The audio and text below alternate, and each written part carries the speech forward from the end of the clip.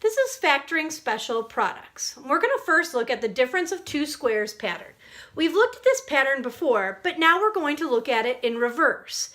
If we have the difference of two squares, like a squared minus b squared, that can be represented as the two binomials a plus b times a minus b. So the sum and the difference multiplied together of those two terms.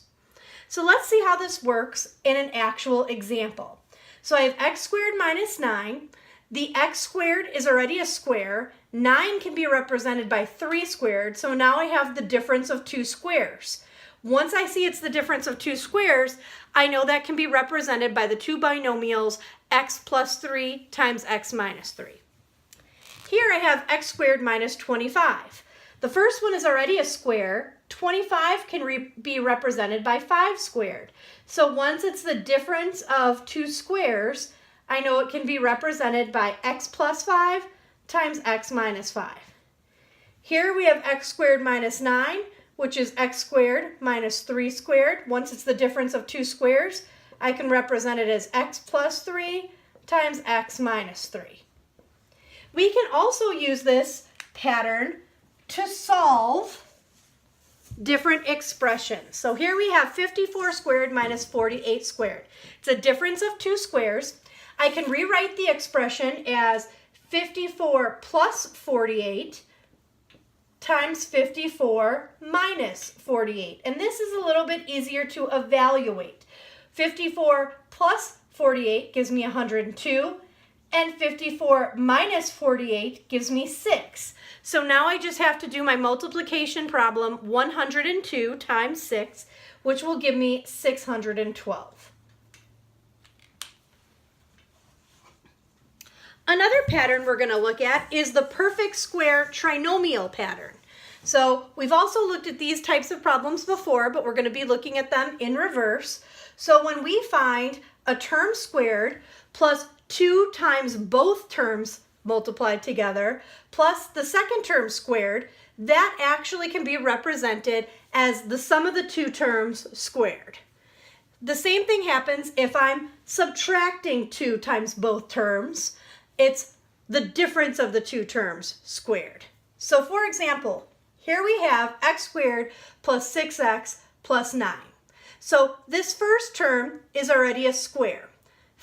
9 can be represented as 3 squared. So now I know my two terms are x and 3, and if I do 2 times x times 3, it gives me the 6x. So I know that this can be represented as x plus 3 squared. Here my first term is already squared, it's x squared. 9 can be represented as 3 squared, and if I do x times 3 times 2, I get the minus 6x here.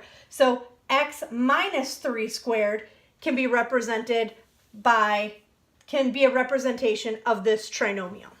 So let's take a look at a few trinomials here. So I know this first term is n squared, and my last term can be represented as 4 squared. So I'm hoping the middle term is 2 times n times 4. And I can see that it is, because 2 times 4 would give me the 8n. So that means that this can be represented as n plus 4 squared.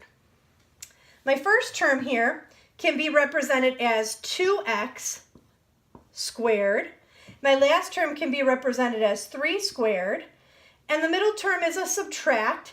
So minus 2 times 2x times 3.